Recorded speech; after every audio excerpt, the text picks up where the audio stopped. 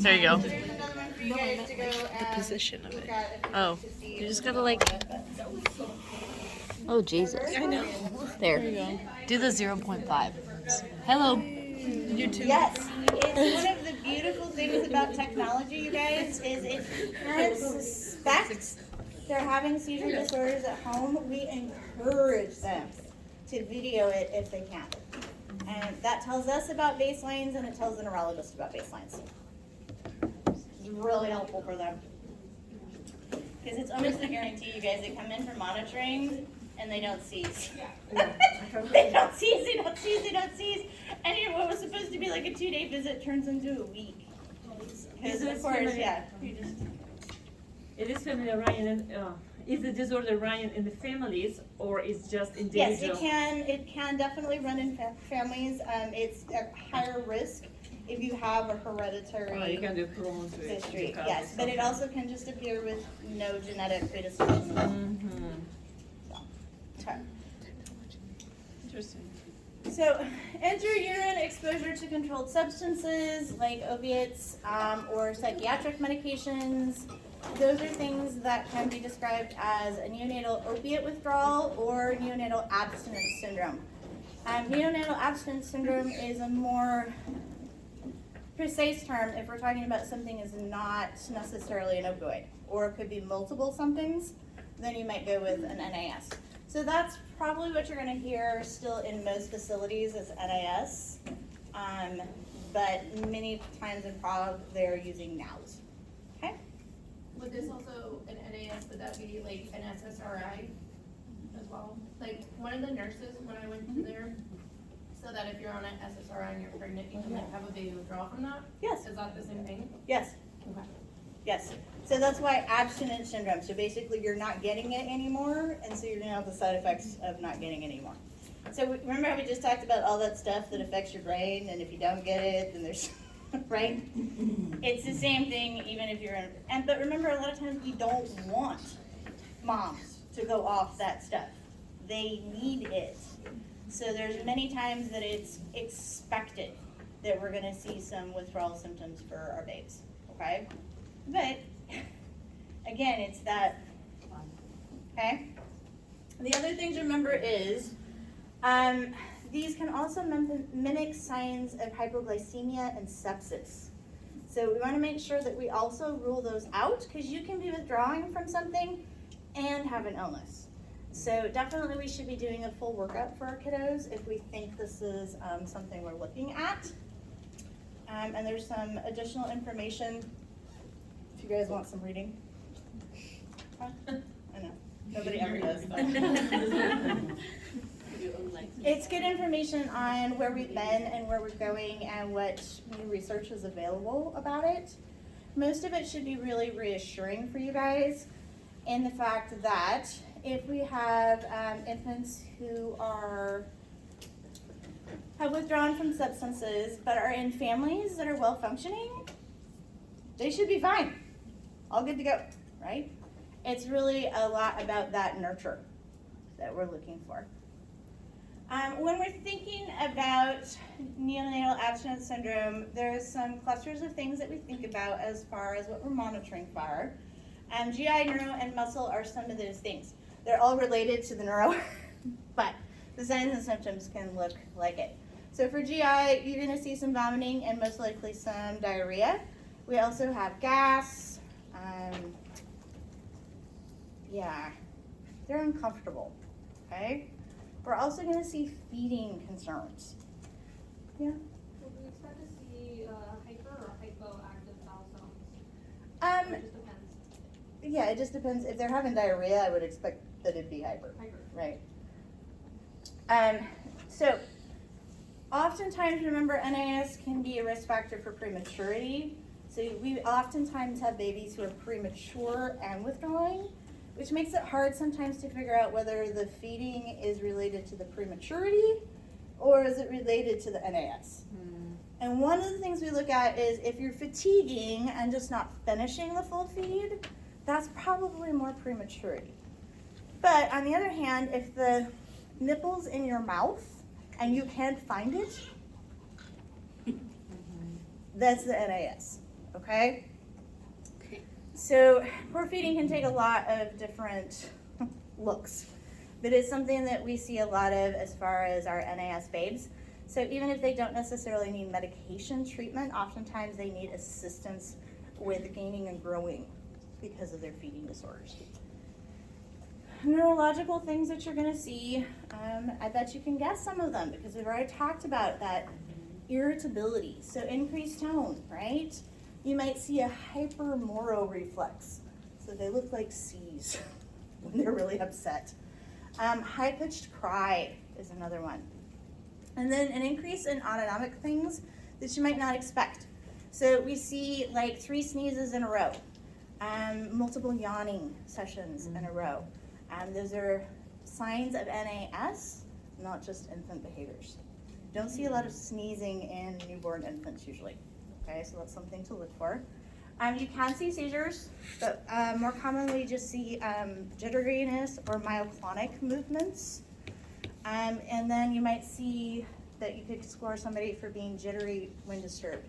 So if you're doing this and I've disturbed you, that's when disturbed. If you're doing it without me touching you and you're asleep, that's undisturbed, right? And so you can see scoring for that. We score them, we talked to them about sleep. So the expectation is the babe should be able to sleep 3 hours between feedings, usually. If we have babes sleeping less than 2 or less than 1 hour, those are symptoms of withdrawal, okay? Especially when it's happening consistently and they're difficult to comfort. Other things that you're gonna see is difficulty with state control. So all the times you guys have seen the nurses wrap them really tight, like super tight. It's to try to help them with their state control. It's calming to them, okay? And they have excessive sucking. So if the pacifier falls out, it's like an emergency. The baby has like a heart attack. And they fuss and they cry until somebody puts it back in and we can get it, right? Those are all things that would be in sort of that neuro category. Muscle is going to be about the tone and the shaking, and we also think about excoriation. So oftentimes they have repetitive movements, so bony prominences, especially ankles tend to get worn down sometimes, and you can also see it on nose tips and chins because of the passy when they're shaken back and forth across it, okay? So those are all things that we would look for. If you're using a Finnegan's scoring system, which if you guys are going to the hospital and you're seeing babies with this, I encourage you to look it up. It'll break it down to you like I just did into signs and symptoms per system. And when you're learning about it for the first time, I think it's very helpful, okay? And there's a lot of good pictures of it. Providence is using Eat, Sleep, Console as their scoring method, which combos all of it, but until you're familiar with what you're looking for, you may want to reference Finnegan's, okay? Just so you know what you're looking for. When we think about family and we think about safety, mostly because remember these moms need their medication just as much or more than the babes do, and medications have side effects. And a side effect of Subutex and methadone is sleepiness. So they may fall asleep holding babes. And so we need to just watch out for that. Do some education, talk to them about it. One thing I really encourage you guys to do, it is kind of one of my soapbox issues. Leave your bias at the door. It doesn't help anybody, okay? You are here to support these babies and their families, and that means providing family-centered care. If a mom feels judged, you are not going to get anywhere, okay? And that's all they get in the healthcare system. That's all their history tells them you're going to do. So you need to really keep it neutral, okay? We're there to support them to bond with their babies. That is what we hope to do. We will monitor, we will advocate, but just remember where they are at Erickson's. And so part of our interventions are doing as much as we can to help make the most of that infant and parent bond, okay? whatever we can do to support that. So in many cases, what we are doing is supporting parents to support babies. It just looks a little bit different. I remember too, parents are doing what they're supposed to be doing a lot of times. So if they're in inpatient treatment, it means from 9 to 5, you're not gonna see them because they're where they're supposed to be, doing what they're supposed to be doing. So they're gonna come in not as much and not as often, and we should think about saving things for them to be able to participate in. So a lot of times we'll save the bath and the weights until parents can come in, right? And be able to do those activities with us. Okay? So just think about those things. Oftentimes parents will say to us, well, I don't even know what to do. They calm down so fast for you guys. They don't calm down like that for me. What does that mean? They need to know how to comfort their baby differently, okay? We know that they have to be wrapped really, really, really, really tight. But a parent doesn't automatically know that, right? And telling them about those things that they can do to help comfort their baby to feel those successes is going to be really beneficial, okay? It's not always going to come easy. It's not going to work for every family. But just like with smoking cessation, just like with domestic violence, you do not know where you are coming into this family's pathway, and you don't know if this is going to be the time that it's the difference, okay? So just treat every interaction like that. And that's what we're thinking about for stage and support. So if we pop over to our little case study, it'll help us think about some other things too.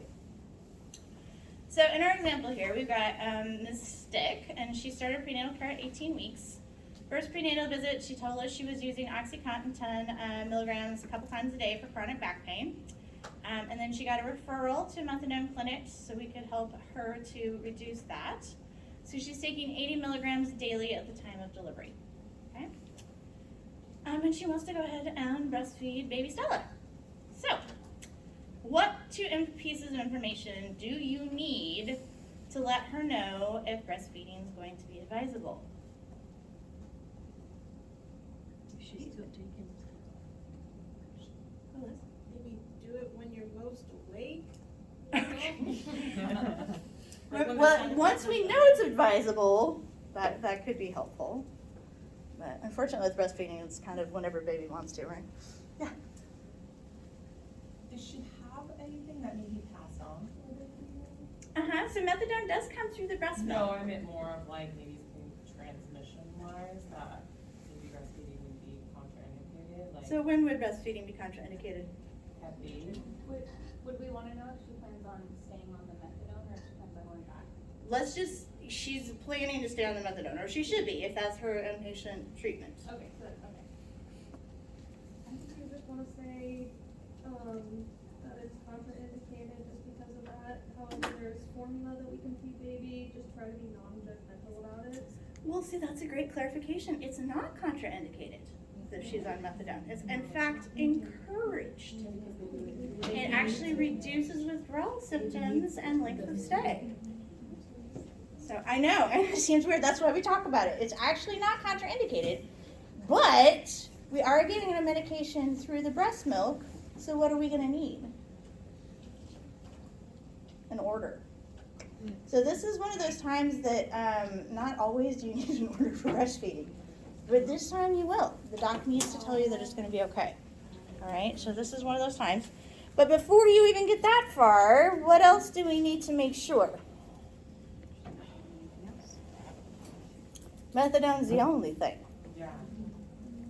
Okay, so that's one of the things we need to check on. So that does mean we're going to need to do a urine tox screen for babe and for mom prior to probably getting an order from the doc. That's what they're going to ask for before we do breastfeeding. Does that make sense? Okay.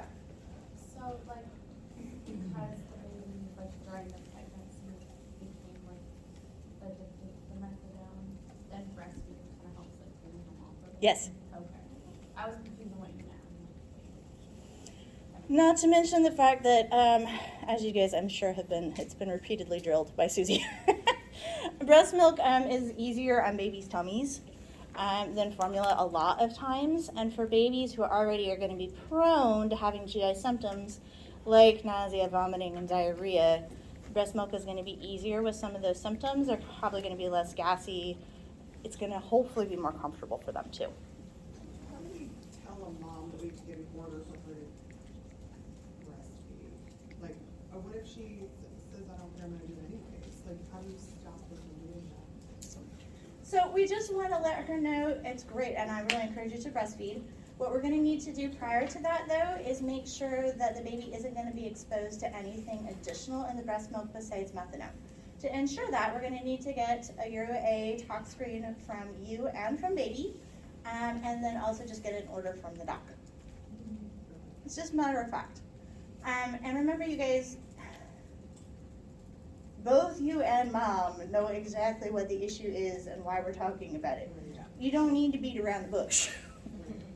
We just talk about it, right? She's on medication. I mean, it's the same that we talk about as far as if we wanted to continue SSRIs. We may need to pump and dump, or we might not need to breastfeed at all, right? It depends on what she's on and how it comes through the breast milk. Hopefully that's something docs would have talked to them about ahead of time, because I think Susie told you guys the decisions to breastfeed are usually what, second trimester, something like that, right? So it should have been talked about a long time ago, but.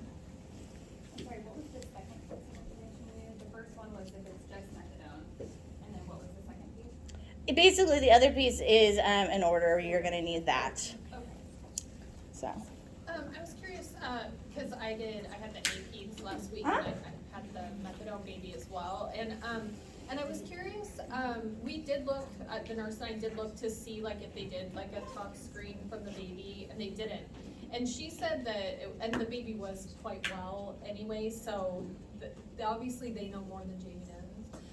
But I was, she was suspecting it was because the mom was on a fairly lower dose of methadone, and so that they may not, for whatever, and that she had been very consistent with the program, and so. It's not the dose, it's the other part. Consistent with the program, okay. Yes. So she had said that, and so she said that would be a reason they might not, obviously. And also recognize too that there is usually routine screenings with an inpatient facility. Okay. So it may not be necessary. So a tox screen from the baby is going to tell us something, but we're more interested than the UA from mom, honestly. A meconium will tell us, so they might do a meconium tox, which will tell them about what they've been exposed to for the length of the pregnancy. UA is just going to be the most recent piece, but for moms that might be important. Okay? And to point, and remember too guys, case studies are about generalities. They're not going to be true about every individual patient. But for this one, as you note, negative, negative, negative.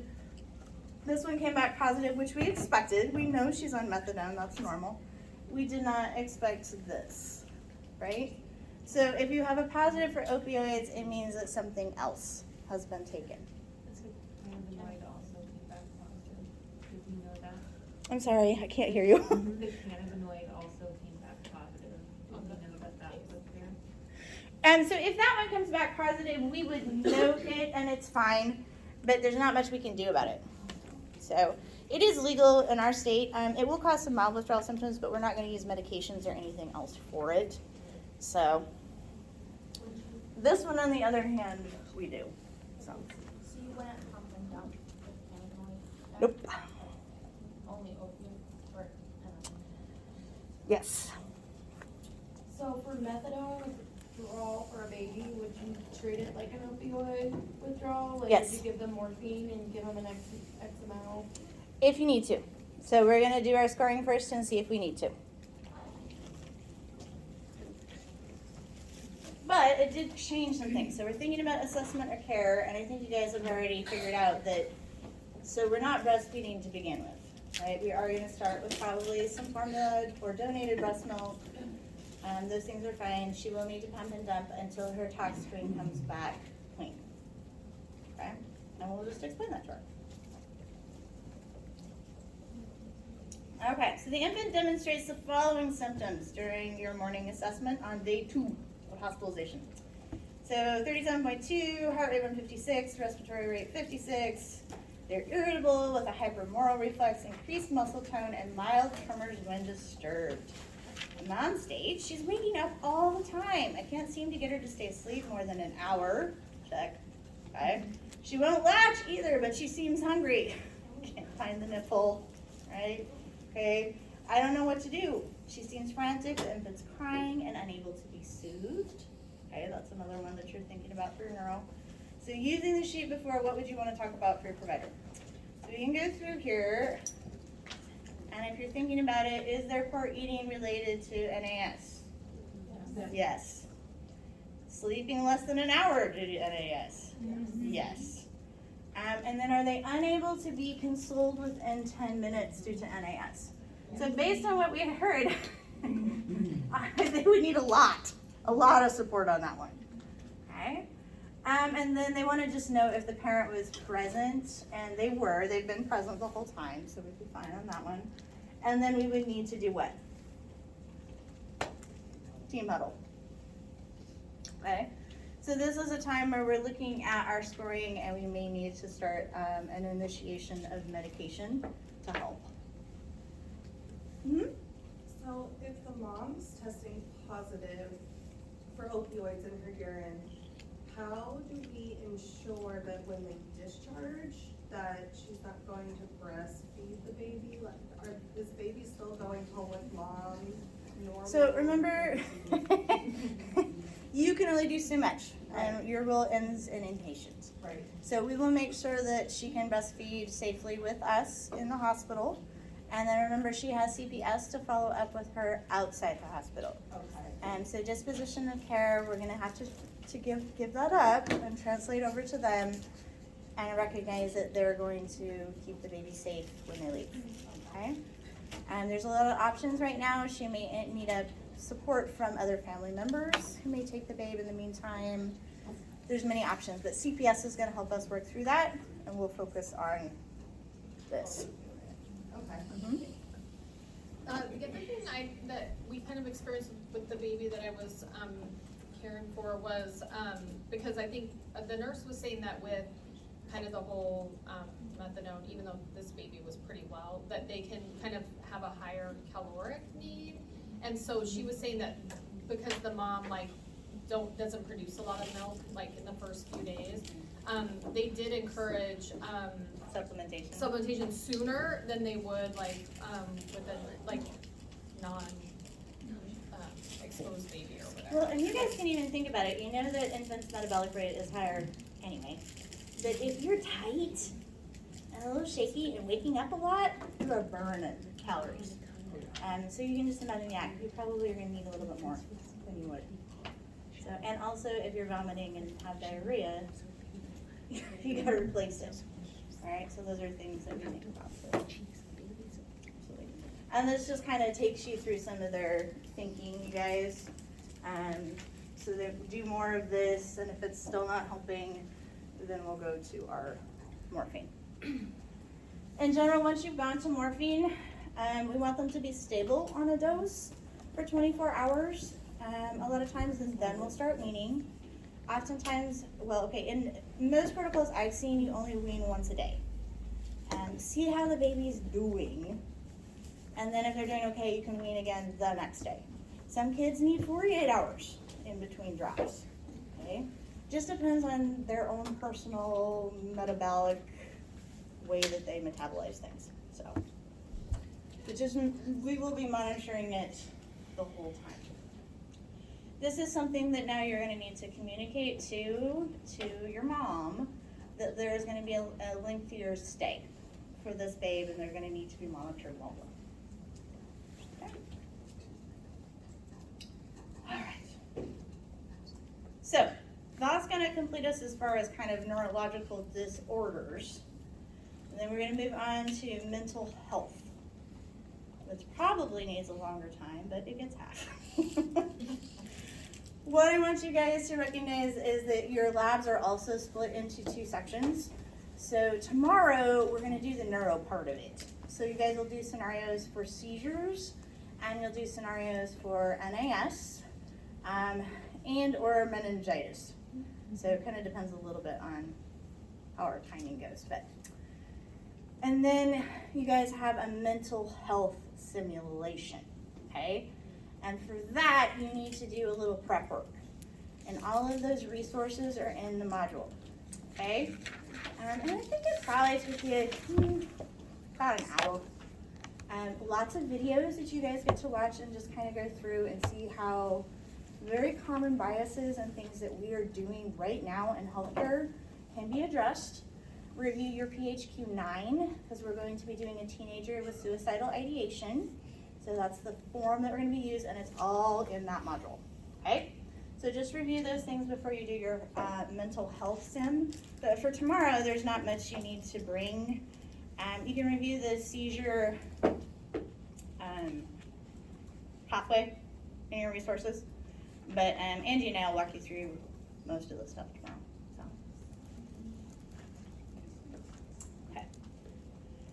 So when you're thinking about mental health, just remember, all those adults that you're treating for mental health disorders, guess where that started? Childhood. Just like all your other chronic illnesses, right? And 50% of them start before the age of 14. It is also Mental Health Awareness Month. So, you know, take a little extra time and you get it today. As always, when you're thinking about family-centered care, recognize that just like every other chronic illness, it has an effect on siblings, okay? And those are things you should consider. Acting out emotional distress for them, bullying for them, especially if they're trying to stand up for a loved one. And in long term, they're at risk for low self-esteem and alterations in their own social relationships. What should this tell you guys? When you're thinking about group therapy supports, siblings should be referred to those too, okay?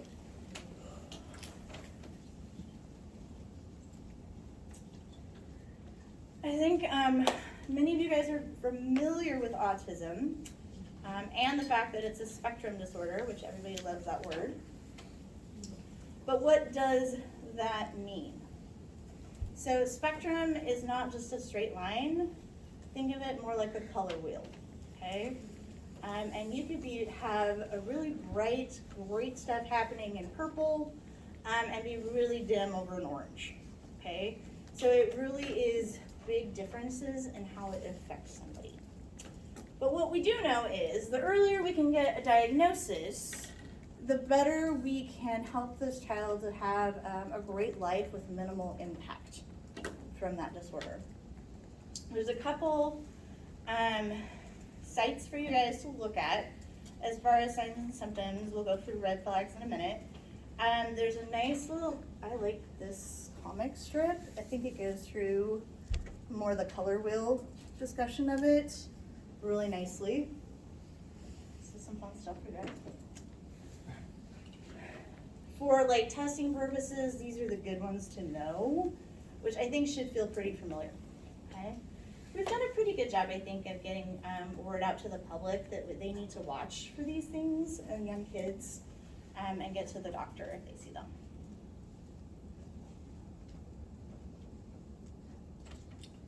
Okay, so you guys have choices today with case studies. We have 2 case studies, one for autism, one for ADHD. We can do small groups and just go through them in small groups and then come back together, or we can go through it as a class.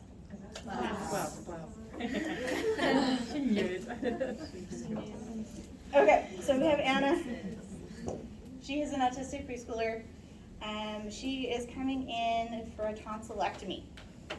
Naturally, everybody's worried about this because it's surgery.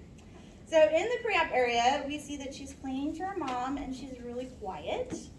And parents state that they've avoided talking to Anna about the situation at home because they didn't want her to be anxious and that she's not going to respond well to being surrounded by strangers. So what do you think you might say as a nurse? Because it's too late to slap them upside the head and say, you actually should have talked to her about this a little sooner. But what would you say? She may have needed additional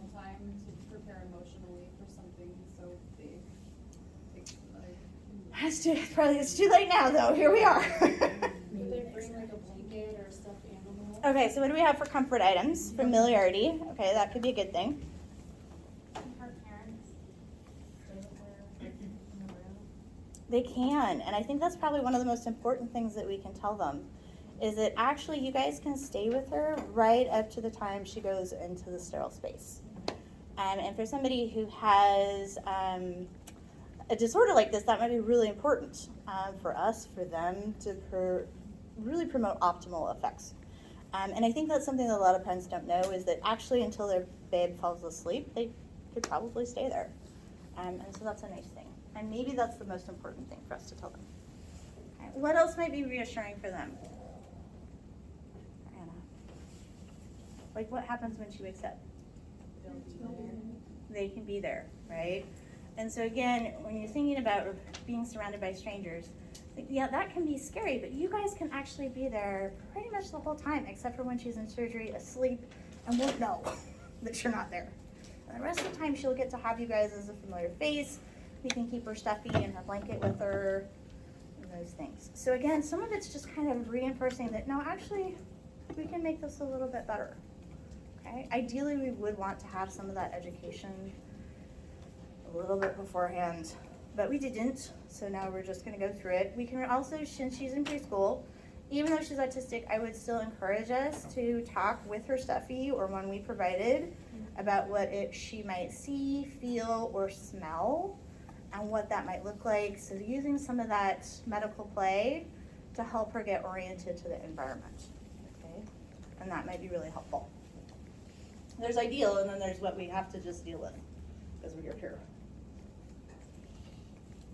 So post-operatively, unfortunately, Anna does not want to take oral fluids because her throat hurts, right? And then she's not having urine output, so now we can't go home. So we transfer to the inpatient pediatric unit. We're going to stay overnight. And so Anna begins to cry and demonstrate repetitive behaviors. And her parents actually need to leave and take the other kiddos home. So what interventions do you think might be appropriate for you at this time? Find out what her routine is. Okay, so talk about routines. Can one parent take kids home while one stays? Yeah, that would be the best, right? So we should definitely talk to them about, do really both of you need to go or can one stay? Yeah, and her coping mechanisms. Okay, so what does help when she's having repetitive behaviors? Does distraction do it? Does she need, a gentle hand? What helps? In this scenario, would it be appropriate to just let her have the repetitive behaviors? Because if it's stimming and that's her way of comforting, if it's not hurting herself or anyone else. And I think that's really the question too. It doesn't really stay in our case study what type of repetitive behaviors it is. And so if it's something that's non-traumatic to herself or someone else, yeah, it may be okay. That's how she's coping. But if it's head banging on a wall or something like that, we're probably going to need to intervene in some way.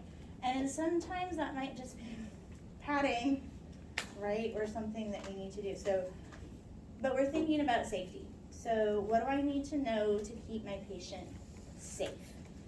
And the ideal way to do that is to have a parent stay and help us with it. But if not, I'm going to need to know what interventions do they usually do at home, okay? Because again, you never as a nurse want to reinvent the wheel. If they have stuff that works and that helps, we should use it. Whether it's a song that they play on repeat or whatever it is, okay? So again, individualize your care. This is not going to be a one-size-fit-all situation. Anytime you have autism or ADHD disorder, you can't just jump to something. You need to ask the parents and the kids what works for you so that we can then implement as best we can. And I think that really fits our concerns too. It's about safety. That's what it's about. And then comfort right after. Okay.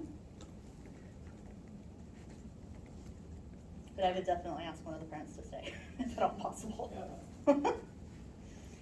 So here's a little bit more of your colors. So attention deficit disorder is one of the neurodiverse disorders. And again, it affects kids in really different ways.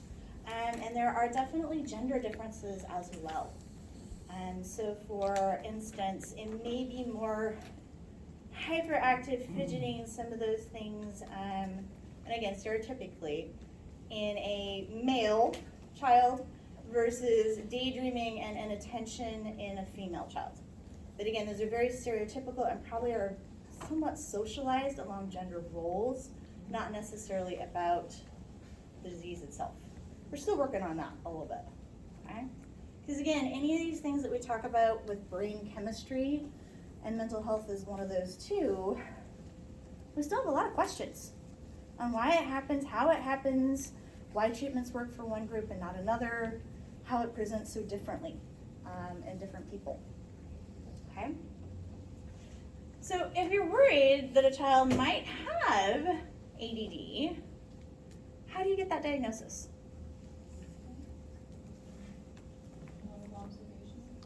Observation, and then somebody says, I'm worried, right?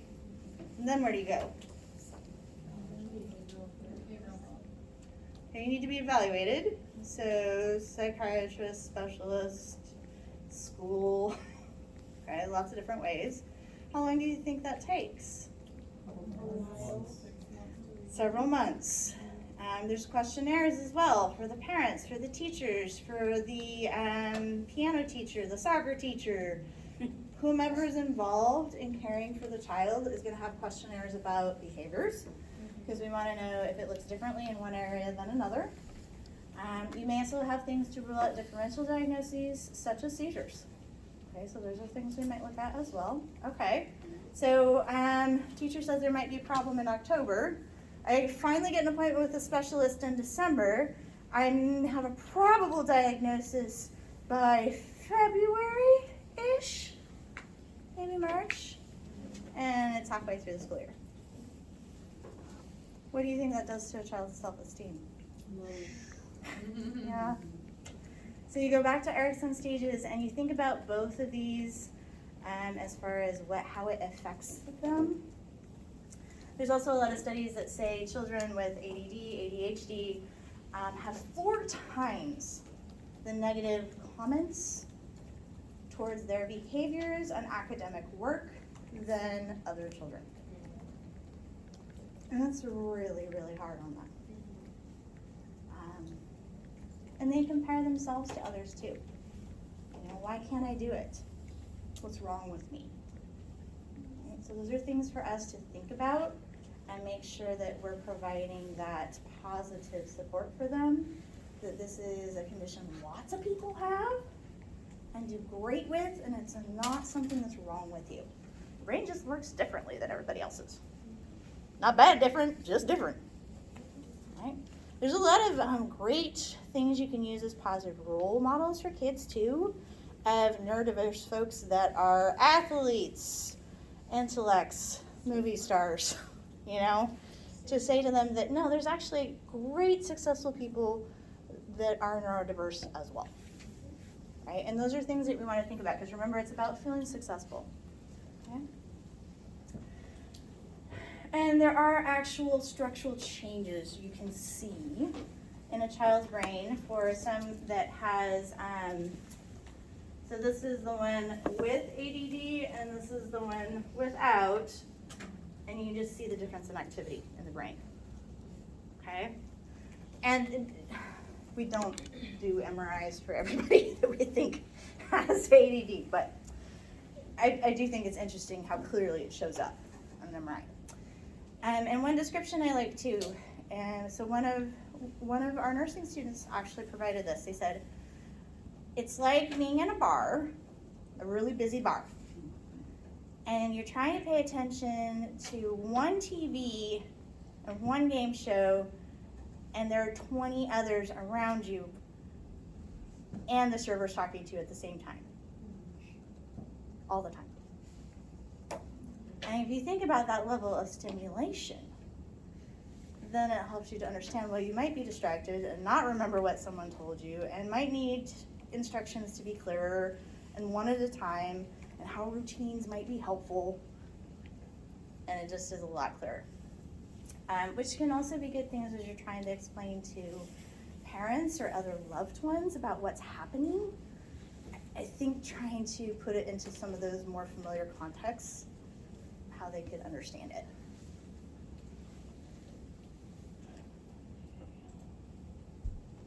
So let's look at that. So we have Jobe, and he's an 8-year-old, recent diagnosis of ADHD and anxiety. And that's the other thing, you guys. Mental health disorders rarely come as singles. They like to invite friends. And anxiety is one of their favorite buds. I don't think I've ever seen an ADHD diagnosis without an anxiety one, okay? They're just buds.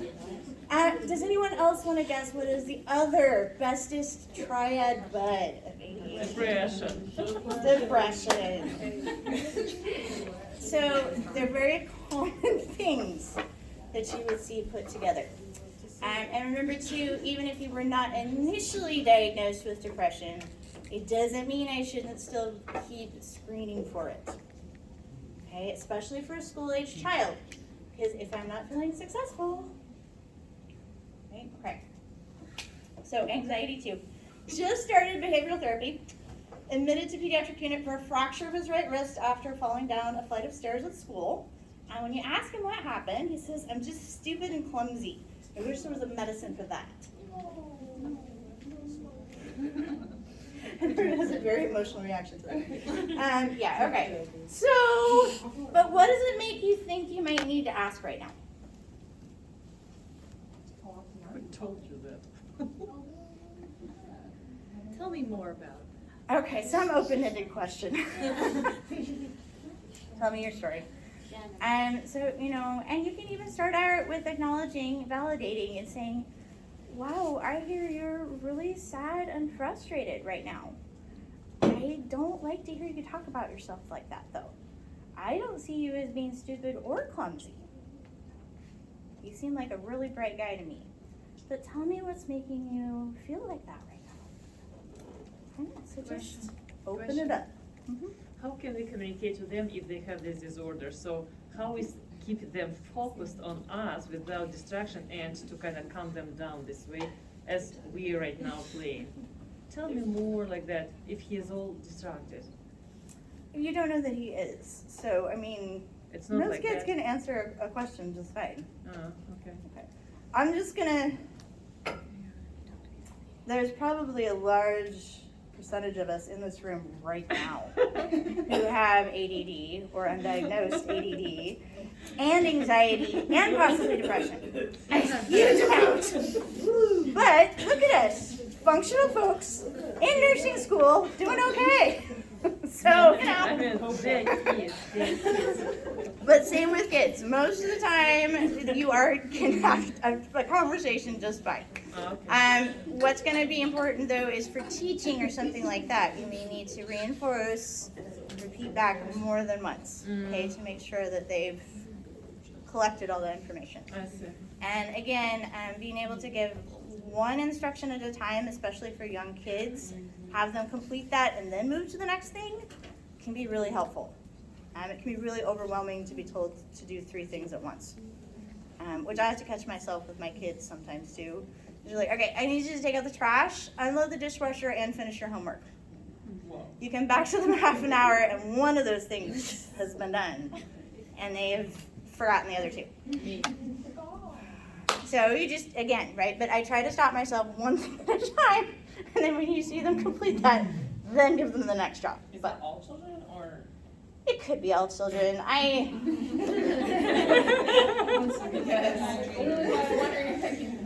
But maybe it's more about this. Okay, so what's good for a neurodiverse child is not necessarily bad for any other child. Actually, yes. Right. Okay? So those are things to think about.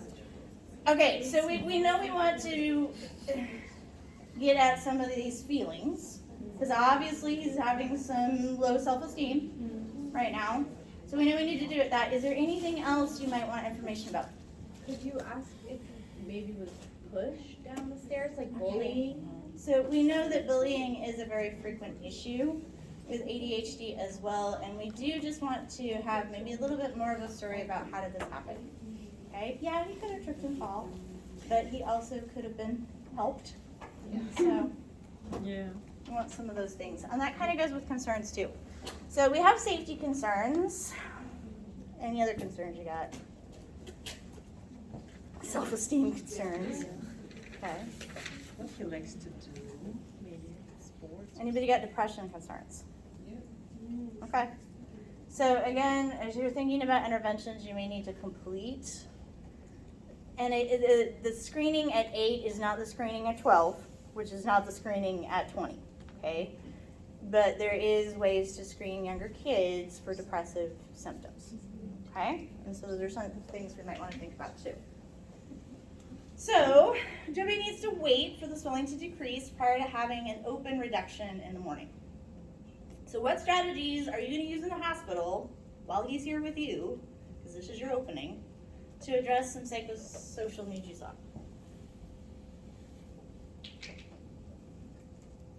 Well, being that he's 8, I feel like he can be a big part of this by just asking him, like, what works for you? What is too much stimuli? What can we do to help you feel as comfortable as possible? Nice. What do you do at home? Okay, so how do you foster success? You let them be part of the plan, okay? And give you suggestions, choices, and share information that maybe they already know. Okay. Maybe give him something to occupy his time that would make him feel successful. Okay. Give him something to feel good about. Thoughts? Video game? Video game. Okay. What keeps them entertained? Okay. Play games or like. So games are great, especially board games with this age group, especially if parents are not keen on screen time. And nothing makes you feel more successful than playing sorry with your parents and kicking them off. So those are things too that, you know, what can you do to help somebody feel rewarded and successful in their environment? That's all you're thinking about. These are not huge, giant, overreaching goals. But do remember too, that other things we may want to consider is having parents pick up any homework that needs to happen. We don't want them to fall behind because that's not going to help them feel successful. And even if we don't do it tonight, what are the plans? So what are the plans to keep up with homework, to keep up with school things, activities?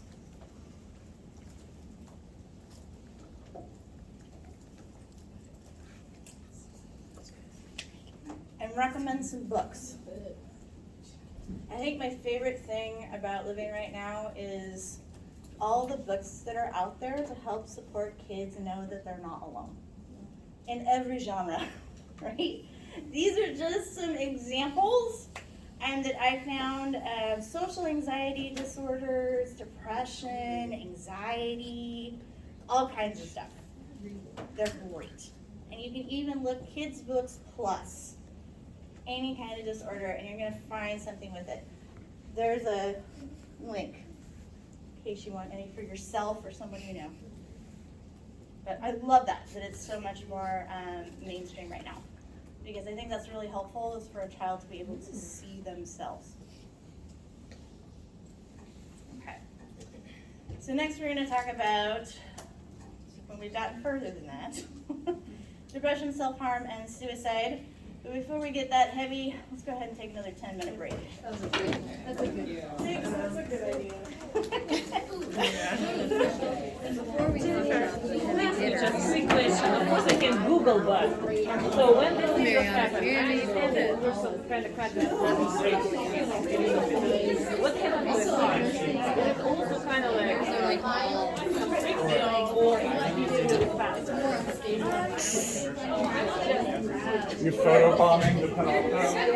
Organizations because seizures are great. No, not. I was gonna do it. No. All right. Hey! 10 more slides. We can do it. Okay. We are going to talk about some heavy stuff.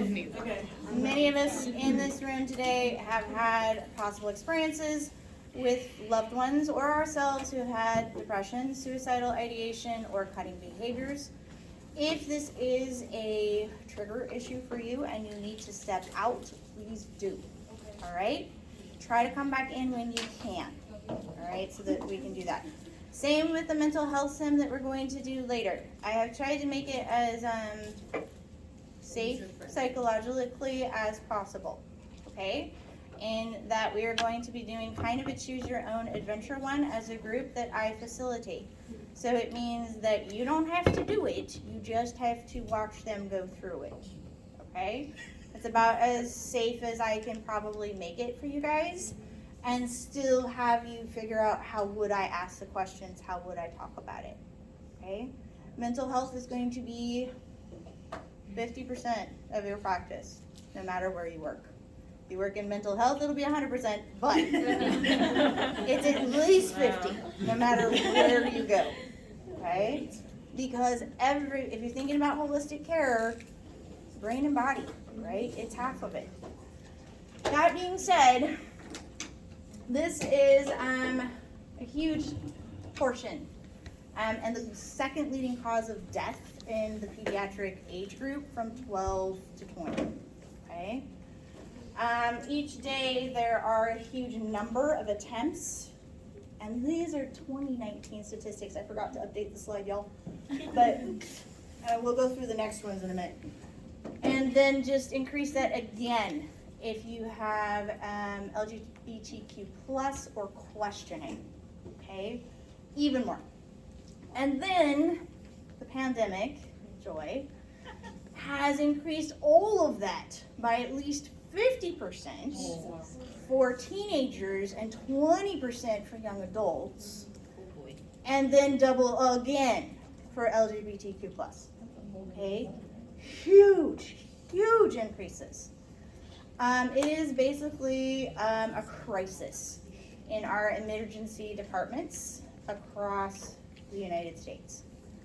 We are boarding children in EDs because we don't have placement for them, and making it worse. And you can see several recent articles in the Atlantic, I believe, about that. It is a huge issue right now. These pieces are just to show you that between boys and gals, there's differences in implementation methods. That's all it's showing you. And that poisoning tends to be the most for girls. Firearms tends to be the most for guys. And that's 2014, but they've probably changed a little bit for percentages, but methods are the same. When you're thinking about risk factors for suicidal ideation, the history of prior attempts, biggest one, okay? But current or past psychiatric disorders, recent onset of an illness, and this is not acute illness, it's not because you got a cold, it's something serious. So you've had a body image change because of your illness, so think IBD, Crohn's, something like that, or possibly like type 1 diabetes, major change, okay, something that's going to be chronic. Family history of psychiatric disorders, and then precipitators or ACEs, those are things that you can think of, things that impact your psychosocial development. So bullying, relationships, divorce, death, any of those big pieces. A lot of pain or CNS, anything that's a degenerative disease, those are things. So not only a new diagnosis, but an ongoing chronic, okay? And then history of physical or sexual abuse is also another one. Huge one too, access to firearms and LGBTQ plus, okay? But that's because of the other psychosocial issues that come with it. A lot of times about acceptance and bullying, okay? So that's a lot of the times what we see. Access to firearms. It is a risk factor for us because it means that even if you're on the fence, if you shoot yourself, it is likely to be fatal. Versus a poisoning where we might be able to intervene and get you back, okay? Just so, a lot of times screening for pediatrics might include, is there access to firearms? How are they stored? Are they safe? Right?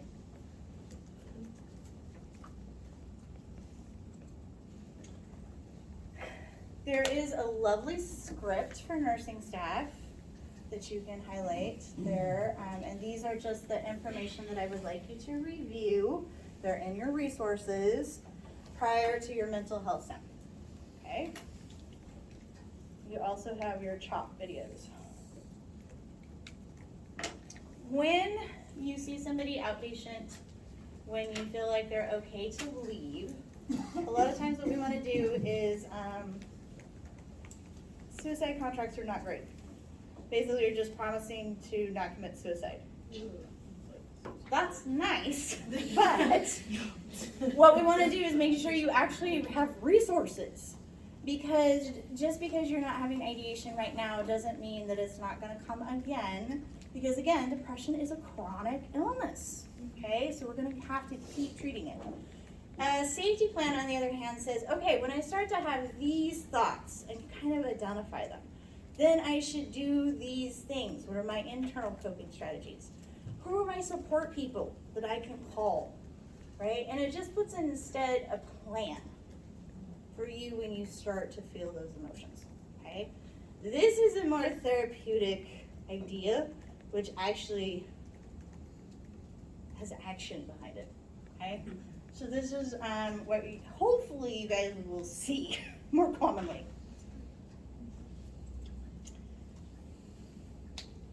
For disordered eating, which includes quite a few disorders these days, not just anorexia and bulimia, though those are still the most common ones, but quite a few these days.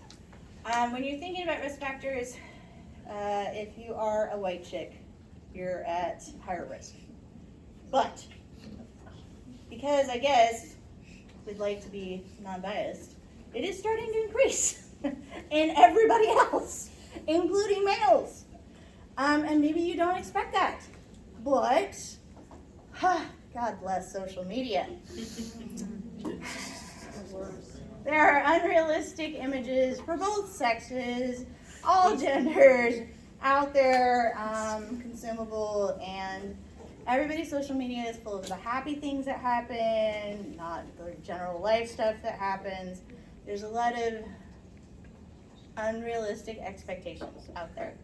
And that's for guys too, okay?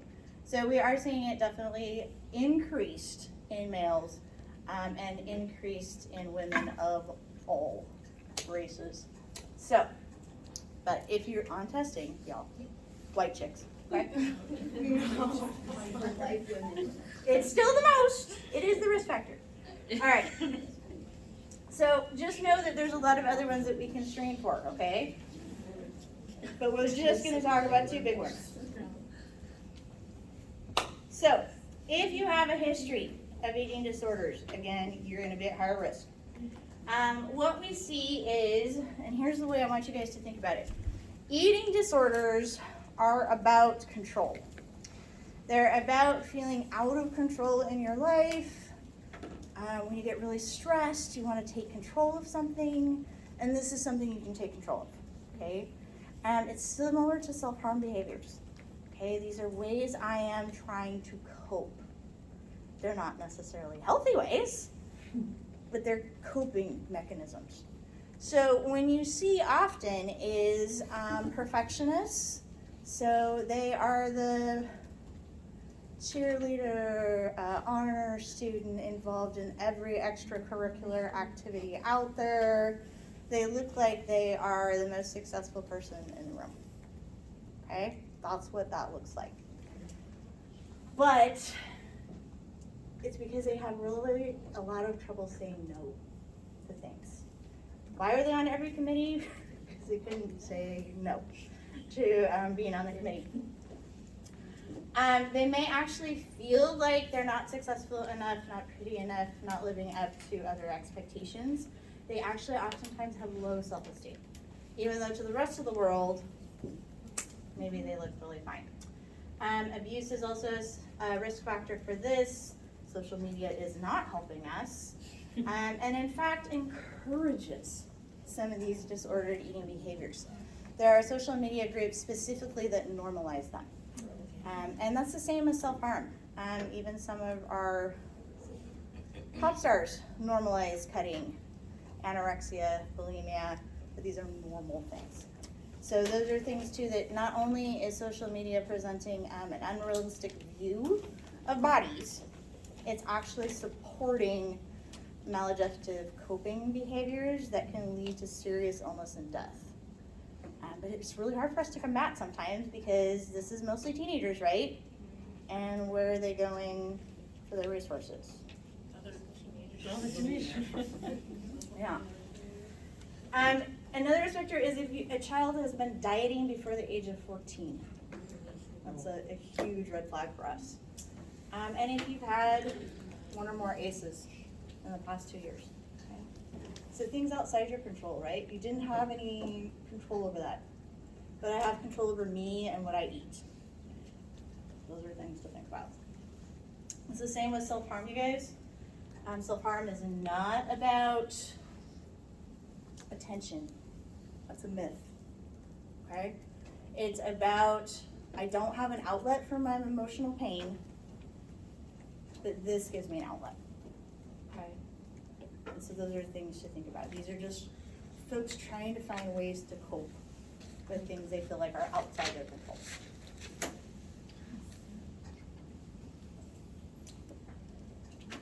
Just an example of some of our screening that we can do. And so the SCOP questions will be able to have sensitivity for about 95% of eating disorders, so pretty much all of them. And so sick, because you feel uncomfortably full, worry about control. This is the only one that's not us, so 1 stone. But it's a weight loss, right? We can figure it out. 1 stone. Do you believe yourself to be fat when others say you are too thin? So those are things. And honestly, it's called disordered eating because when they look in the mirror, they see themselves as overweight. So would this be kind of like body dysmorphia? Mm-hmm. Would you say that disordered eating is body dysmorphia, or is body dysmorphia just part of a disorder? I think it's part of the disorder. Okay. Because bulimia, you shouldn't really have, you're not going to see really too many visible changes. You'll be probably a normal BMI, but it doesn't mean that your eating isn't disordered. Okay, and that's partly about this one, right? Does food dominate your life? When I'm gonna eat, how much I'm gonna eat, all of those things. The one it doesn't cover, which is also a huge part though of this, is exercise. And we see, especially with anorexia, really excessive exercising. So that's another one too to put into your screening. Since we do know that peers are a huge part of this age group, when we do education in any of our forums, we want to be teaching teenagers too what to look for. And that goes with depression screening as well. They need to know what to look for so that they can come and tell a trusted adult if they're worried about a friend. And that's really important because the most likely source is honestly the other teens. They're the ones that come to the counselor, they're the ones that come to the teacher and say, hey, I'm worried. I'm worried about my friend. She's been cutting, she's throwing up a lot. I'm worried about her. Okay, and then we can make those interventions. So cutting versus suicidal ideation, and we're going back and forth a little bit here, but they tend to go together a lot. Again, it's about the coping, but it can definitely lead to suicidal ideation. So we really need to get them some help and talking to a therapist to learn other coping mechanisms, okay? So that we can get that sort of on a different pathway. We'll talk about treatment for this in a minute. Okay. So for bulimia specifically, the weight yo-yos a lot because of it. A lot of vomiting and laxatives. So that's how we're managing it for this one. And binging. Some of the things you might see, and this is after it's gone on for a while though, not just initially, but eventually. From vomiting, broken blood vessels in eyes, those can be happening for you guys. A lot of dehydration and electrolyte imbalances from the vomiting and diarrhea, which we know can cause dizziness and all kinds of things, okay?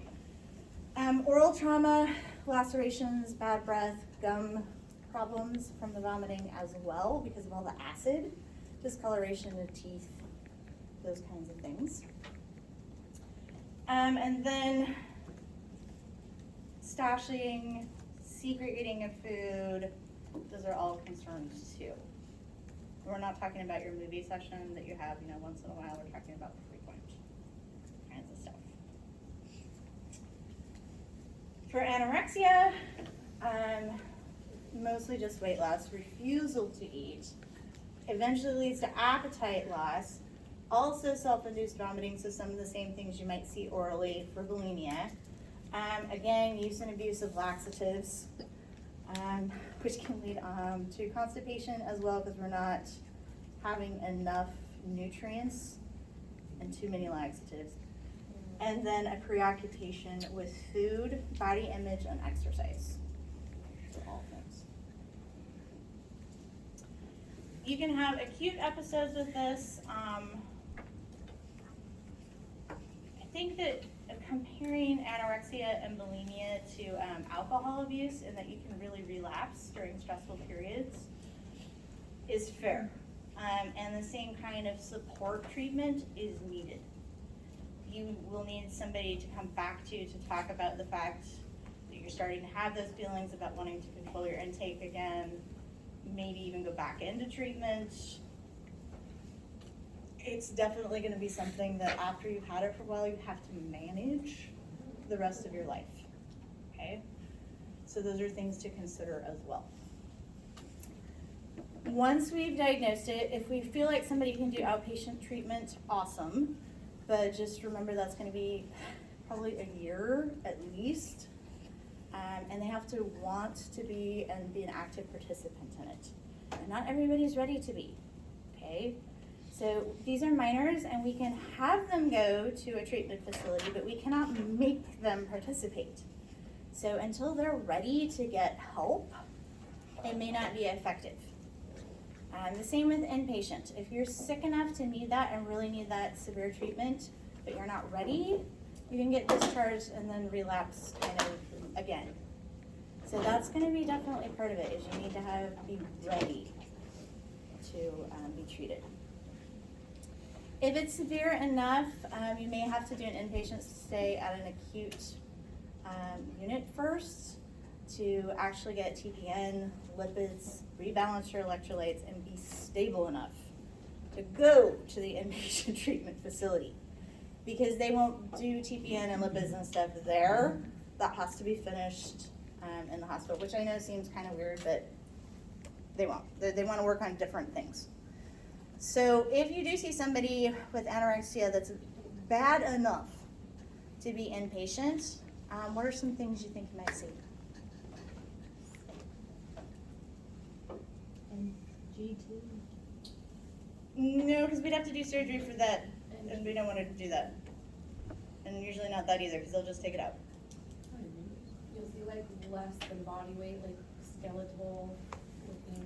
Okay, so very emaciated. That'll get you something you see.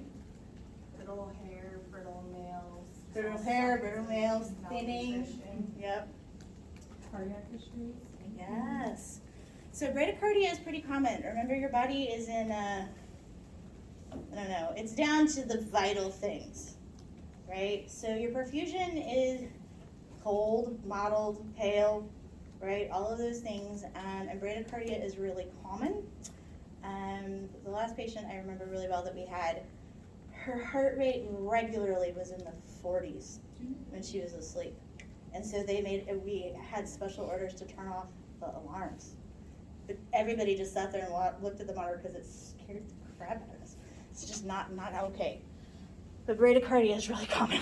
Your body is just doing the bare minimum of taking care of itself. Okay? you have folks who want to know exactly how many calories are in that IV fluid. And do they have to have it?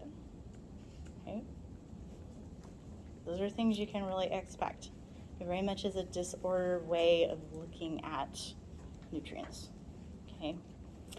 And also recognize that if you think about this being in control, if I'm in the hospital, what have I taken away from this person? So it can be very difficult disorder to treat, especially if somebody's not ready for it. So those are just to keep in mind. And I think we've already talked about, health risks. I think you guys can see that if it goes on long enough, you will die. And that's one of the things that we can think about. But long-term management, again, it is a chronic disorder. You will be managing it long-term, and you may have relapses. Definitely you should be in a support group and have somebody to help you through it. Okay? Okay. He's leaking.